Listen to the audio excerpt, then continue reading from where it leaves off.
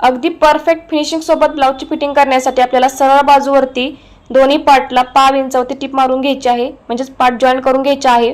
Blouse उलटा करून आपल्याला 1/2 इंचावरती कडेने टिप मारून घ्यायची आहे दोन्ही साइडला 1/2 इंचावरती टिप मारल्यानंतर आपल्याला जी पण फिटिंगची मापे आहेत ती टाकून घ्यायची आहेत।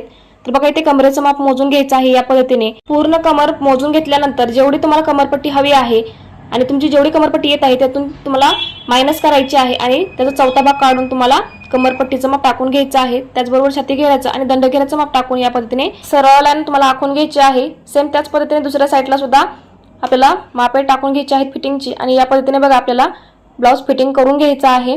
फिटिंगची लाईन सरळ येण्यासाठी आपण ब्लाउज कशा पद्धतीने शिवला पाहिजे हे जर बघायचं असेल तर चॅनलवरती फुल व्हिडिओ अपलोड आहे, नक्की जाऊन चेक करा किंवा खाली जो त्रिकोण दिसत आहे त्याच्यावरती सुद्धा तुम्ही क्लिक करून व्हिडिओ पाहू शकता।